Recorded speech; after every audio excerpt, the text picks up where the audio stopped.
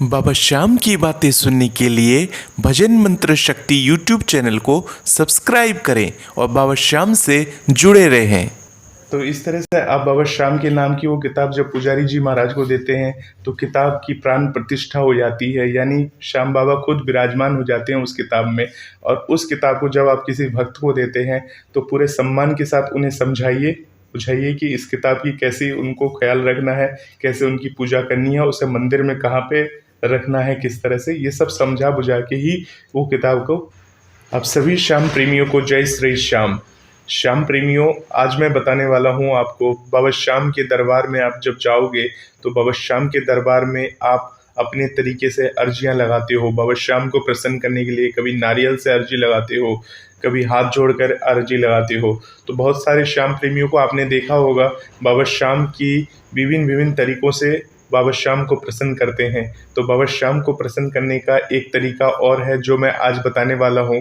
बाबा श्याम के जन्मदिन पे जाएं, या जब बाबा श्याम का मेला आता है, या बाबा श्याम का जब उत्सव आता है, अगर बाबा श्याम के दरबार आप जाते हो और बाबा श्याम को प्रसन्न करना चाहते हो, तो आज मैं आपको एक ऐसा तरीका बताऊंगा जिससे बाबा श्याम आपके ऊपर अपनी कृपा की बरसात कर देंगे। आप सभी श्याम बाबा की पूजा तो करते ही होंगे घर में।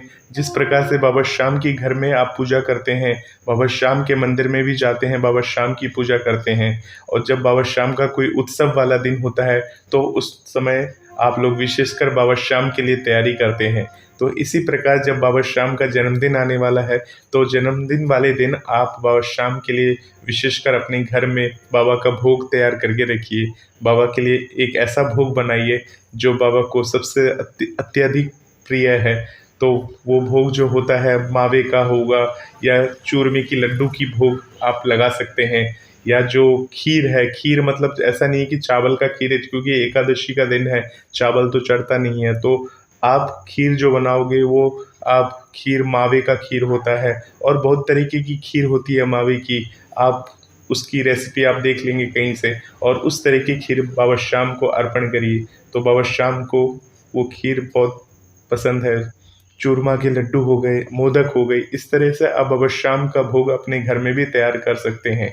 तो बाबा श्याम को आप कैसे प्रसन्न करेंगे उसके बारे में बात करते हैं। तो आप सभी श्याम प्रेमी श्याम चालीसा का पाठ करते होंगे घर में। तो श्याम चालीसा जो आप पढ़ते हैं अपने घर में, अगर आप सोचिए ये श्याम चालीसा जो है अगर आप भक्तों में वितरित करें तो इसकी विशेष कृपा होती है, परंतु इसका भी एक समय होता है। एक समय में आपको इसका वितरण करना चाहिए। ऐसे नहीं है कि आपने श्याम चालीसा खरीद लिया और जाके भक्तों में जाके बांट दिया। ऐसे ही कितनी मात्रा में वितरित करनी चाहिए और कब से आपको ये स्टार्ट करना चाहिए श्याम चालीसा वितरित करना, इसके बारे में आज मैं आपको बताने वाला हूँ। तो पूरा वीडियो लास्ट तक ज़रूर देखिएगा। तो श्याम चालीसा का पाठ हमें हर रोज़ करना चाहिए, और अगर समय नहीं मिल पाता है, अगर आप नौकरी पेशा हैं या अपने काम धंधे पे जाते हैं, आपको समय नहीं मिल पाता है, तो आप श्याम चालीसा का पाठ अपना एक दिन तय कर लीजिए। जैसे बाबा श्याम का जो दिन होता है वो गुरुवार के दिन या आप रविवार के दिन एक ऐसा दिन बना लीजिए कि जिस दिन आप श्याम चालीसा का और श्याम चौरासी का पाठ कर सकें। तो श्याम चौरासी श्याम चालीसा का पाठ अपने आप में एक बहुत बड़ी बात होती है करना, क्योंकि अगर आप बाबा श्याम का चालीसा पढ़ते हो या श्याम चौरासी पढ़ते हो तो बाबा श्याम की जो कथा है, बाबा श्याम के बारे में जो बातें हैं, वो उसकी सारी व्याख्यान की हुई है, उनकी बातों का जिक्र किया हुआ है। तो उससे एक विशेष प्रकार की एनर्जी, पॉजिटिव एनर्जी आपके घर में आती है, और बाबा श्याम की विशेष कृपा भी आपके ऊपर बनती है। अब बात करते हैं कि श्याम चालीसा को आप कैसे, कब और कहाँ बांट सकते हैं। तो जैसे आप बाबा श्याम के नज़दीकी श्याम मंदिर जाइए, अपने घर के आसपास जो श्याम मंदिर है वहाँ पर जाइए, पूरे भाव के साथ बाबा श्याम की पूजा करिए, बाबा श्याम को प्रणाम करिए, बाबा श्याम के जयकारे लगाइए, हारे के सहारे की जय, तीन बाण धारी की जय। इस तरह से बाबा श्याम की जयकारे लगाने के बाद आप बाबा श्याम के सामने संकल्प करिए, हे बाबा श्याम, मेरी ये आपसे अर्जी है, विनती है। अब आप देख रहे हैं मेरे पास कोई नारियल नहीं है, कुछ नहीं है, बस मैं जो बाबा का जो भोग है वो अपने घर से बना के लाया हूँ। तो अगर आप कोशिश करें तो जब भी आपको मौका मिले आप बाबा श्याम के नज़दीकी श्याम मंदिर आप चले जाइए। अगर आपके घर से दूर है तो एक समय बना लीजिए कि एकादशी वाले दिन मंदिर जाना है या एकादशी से एक दिन पहले आपको मंदिर जाना है। तो उस तरह से आप समय बना लीजिए जब भी आप बाबा श्याम के मंदिर जाएँ। वैसे मैं एकादशी वाले दिन बाबा श्याम के मंदिर जाता हूँ। जिस दिन एकादशी तिथि लगती है उससे एक दिन पहले तिथि लग जाती है, तो उस तिथि के अंदर ही मैं बाबा श्याम के दर्शन करने जाता हूँ और बड़े आराम से दर्शन करता हूँ क्योंकि उस दिन ज़्यादा भीड़ नहीं होती है। बाबा श्याम को काफ़ी देर तक मैं देखता हूँ, प्रणाम करता हूँ, बाबा के दरबार में बैठने का मौका मिलता है। और जब मैं एकादशी वाली जिस दिन एकादशी जब सूर्य निकल जाता है, उदया तिथि के दिन जाता हूँ, उस दिन काफ़ी भीड़ होती है। ज़्यादा देर बाबा श्याम को आप निहार नहीं सकते हो क्योंकि इतनी भीड़ होती है कि मंदिर में और भी लोगों को दर्शन करना होता है, तो मंदिर प्रांगण में आप ज़्यादा देर बैठ नहीं सकते, तो वहाँ से जाना होता है। तो बाबा श्याम को ज़्यादा देर तक भजने के लिए, देखने के लिए एकादशी का दिन से एक दिन पहले जाना ज़्यादा उपयुक्त होता है क्योंकि उस दिन भीड़ कम होती है और बाबा श्याम को बड़े आराम से आप प्रसाद का भोग लगा सकते हैं। तो इस दिन आप बाबा श्याम के दरबार आप एकादशी के दिन जाएंगे, परंतु याद रखिए महीने में 2 पक्ष की एकादशी होती है। एक होती है कृष्ण पक्ष की एकादशी और एक होता है शुक्ल पक्ष की एकादशी। तो जो श्याम चालीसा है, अगर आप वितरित करना चाहते हैं तो बाबा श्याम के सामने संकल्प लीजिए कि हे बाबा श्याम, मैं आपके दर्शन करने के लिए आया हूँ। तो बाबा श्याम को प्रसन्न करने के लिए लोग तरह तरह के उपाय करते हैं, उसी में से उपाय है श्याम चालीसा का वितरण करना। कलयुग में बाबा श्याम की आप जितना गुणगान करेंगे, जितना लोगों को बताएंगे, अब जैसे मैंने आपको ये वीडियो बना के दिखाया है, आपने तो देख लिया, परंतु बहुत सारे श्याम प्रेमी ऐसे होंगे जो बाबा श्याम को नहीं जानते हैं या उनके बारे में जानना चाहते हैं, और आपने मेरी इस वीडियो को उनको शेयर किया, उनको बताया कि ऐसा ऐसा एक वीडियो है, आप वहाँ जाके बाबा श्याम के बारे में जानकारी ले सकते हैं। तो आप इस चैनल को रिकमेंड कर सकते हैं, उन्हें बता सकते हैं।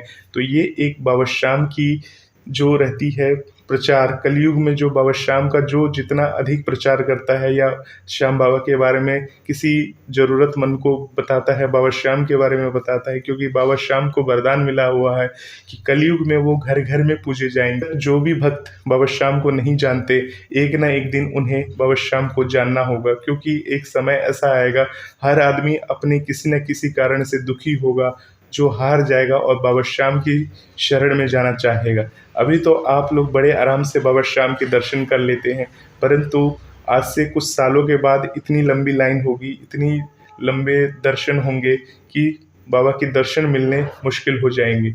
तो इसीलिए जो अभी आप लोगों को बाबा श्याम के दर्शन हो रहे हैं, तो आप लोग बड़े भाग्यशाली हैं जो बाबा श्याम को इतने आराम से और इतनी आसान तरीके से दर्शन कर ले रहे हैं। तो श्याम चालीसा जो होता है बाबा श्याम के प्रचार के लिए, यानी बाबा श्याम के बारे में बताने के लिए होता है। आप बाबा श्याम के बारे में लोगों को अधिक से अधिक बता रहे हो, तो बाबा श्याम चालीसा का वितरण आप कर सकते हो। इससे बाबा श्याम की विशेष कृपा के पात्र आप बनते हैं। तो श्याम चालीसा आपको शुक्ल पक्ष की जो एकादशी होती है, शुक्ल पक्ष की, याद रखिए कृष्ण पक्ष की नहीं, शुक्ल पक्ष की एकादशी को दिन आपको श्याम मंदिर में, अपने नज़दीकी श्याम मंदिर चले जाइए। नज़दीकी श्याम मंदिर में जाकर बाबा श्याम को श्याम चालीसा का वितरण आप कर सकते हैं। श्याम चालीसा आप खरीदेंगे कहाँ से? तो श्याम चालीसा आपको श्याम मंदिर के पास ही बहुत सारी दुकानें होती हैं, आप किसी भी दुकान से जाके वो खरीद सकते हो। नहीं तो गीता प्रेस की जो श्याम चालीसा, जो भी श्याम चालीसा की बुक होती है, वो एक साथ अपने इकट्ठा मंगा सकते हो। इकट्ठा मंगाने से आपको थोड़ा सा सही रेट में मिल जाता है वो, परंतु अगर आप एक एक किताब खरीदोगे तो एक किताब वैसे भी 10 रुपये की आती है, तो आपको ऐसे 11 किताब खरीद लेनी है। अगर चलिए आपको 10 रुपये की ही मिली, तो मतलब 11 किताब आपको 110 रुपये की हुई। तो 110 रुपये की ये जो किताब है, मतलब 11 किताब जो है आपको हर महीने में शुक्ल पक्ष एकादशी आती है, मतलब 11 महीने तक आपको ये किताबें जो हैं मंदिर में वितरित करनी है श्याम प्रेमियों को। तो जो आप अपने नज़दीकी श्याम मंदिर है वहाँ चले गए, 11 किताब आपके पास है, बाबा श्याम के सामने आपने संकल्प ले लिया है, बाबा श्याम मैं ये वितरण करना चाहती हूँ, मेरी ये मनोकामना है, बस आप अपनी कृपा कर देना। इस तरह से बाबा श्याम के समक्ष आपकी अर्जी भी लग गई, और बाबा श्याम के जो आप प्रचार कर रहे हैं, मतलब बाबा श्याम के नाम लेकर जो आप किताब वितरित कर रहे हैं, तो उससे बाबा श्याम की एक विशेष कृपा आपके ऊपर बन रही है। तो आप जब आपके पास किताब आ गई, आपने संकल्प भी ले लिया बाबा श्याम के समक्ष, तो किताब मंदिर में लाइए, बाबा श्याम के सबसे पहले दर्शन करिए। ठीक है, आपके पास जो किताब है पुजारी महाराज को दीजिए, वो 11 किताब जो है खरीद के लाएं। पहले वो बाबा श्याम के समक्ष उन किताबों को जाके जो किताबों को रखते हैं, उनको दिखाते हैं, या आप चाहे तो अपने हाथ से ही वो किताब को दिखाकर बाबा श्याम के जो भक्त हैं जो आए हैं वहाँ पे मंदिर में, उनको एक एक किताब आप जय श्री श्याम या ओम श्री श्याम देवाय नमः कहकर एक एक किताब आप सभी भक्तों में बांट दीजिए। ऐसे करके 11 भक्त होंगे, जो 11 भक्त में 11 किताब को आप बांट दीजिए। ध्यान रखें 12 किताब नहीं होनी चाहिए, 11 किताब होनी चाहिए, और 11 से एक किताब कम नहीं होनी चाहिए। किताब उन्हीं को बांटिए जो उस किताब का मान मर्यादा रख सके और जो उसका पाठ पठन कर सके और दूसरों को उसके बारे में बता सके। तो उन श्याम प्रेमी को जिसको आप दे रहे हैं, उनको देते समय जय श्री श्याम बोलिएगा, ओम श्री श्याम देवाय नमः बोलिएगा, और उन्हें इस किताब का महत्व बताइएगा कि इस किताब का अगर वो हर रोज़ पाठ करें तो बाबा श्याम की एक विशेष कृपा उन पर बनेगी। इस तरह से आप बता के एक श्याम प्रेमी को वो किताब भेंट में दे देंगे। इस तरह से आप महीने में 111 किताब, यानी कि अगर 11 किताब एक महीने में देते हैं तो 11 महीने में आपका कितना हो गया, 121 किताब। तो 121 किताब आप बाबा श्याम के नाम का आप वितरण कर रहे हैं। आप देखिएगा, अगर आपने ये 11 महीने तक इस तरह से कर लिया तो बाबा श्याम की एक विशेष कृपा आपके ऊपर बनेगी। आपके ऊपर कोई भी मुसीबत या किसी भी कारण से आप दुखी थे, वो सारे दुख आपके दूर हो जाएंगे और बाबा श्याम अपनी कृपा ज़रूर करेंगे। ये सब कुछ करना आपके पूरे भाव के साथ, और याद रखना है कि ये जो वितरण होगा किताब का, ये सिर्फ आपको शुक्ल पक्ष एकादशी जो महीने में एक बार आती है, एकादशी वैसे 2 बार आती है महीने में, एक होती है कृष्ण पक्ष की, एक होती है शुक्ल पक्ष की। तो शुक्ल पक्ष वाली एकादशी वाले दिन ही इस किताब को मंदिर में लेके जाना है। वैसे हर एकादशी को आपको मंदिर जाना चाहिए, कृष्ण पक्ष में भी जाना चाहिए, शुक्ल पक्ष में भी जाना चाहिए, परंतु कृष्ण पक्ष में आप जब जाएंगे तो बाबा श्याम के लिए भोग प्रसाद तो आपको लेके जाना ही जाना है। और जब आप शुक्ल पक्ष की एकादशी में जाएंगे तो अपने साथ भोग प्रसाद के साथ ये किताब जरूर लेके जाइएगा। तो इस तरह से आप बाबा श्याम के नाम की वो किताब जब पुजारी जी महाराज को देते हैं तो किताब की प्राण प्रतिष्ठा हो जाती है, यानी श्याम बाबा खुद विराजमान हो जाते हैं उस किताब में। और उस किताब को जब आप किसी भक्त को देते हैं तो पूरे सम्मान के साथ उन्हें समझाइए, बुझाइए कि इस किताब की कैसे उनको ख्याल रखना है, कैसे उनकी पूजा करनी है, उसे मंदिर में कहाँ पे रखना है, किस तरह से, ये सब समझा बुझा के ही वो किताब को भेंट दीजिए। देखिए, श्याम मंदिर में हर तरह के श्याम प्रेमी आते हैं, छोटे भी आते हैं, बड़े भी आते हैं, सब तरह के आते हैं। आपको देखना है कि कौन इस किताब को ज़्यादा ध्यानपूर्वक बाबा श्याम का भजन पठन पाठन कर पाएगा। यानी ज़्यादा छोटा है तो आपने उसे पकड़ा दिया, तो ऐसा नहीं है। बाबा श्याम की किताब आप उन्हीं को दीजिए जो इस किताब का पूरी तरह से ध्यान रखे और उसका पठन पाठन कर सके।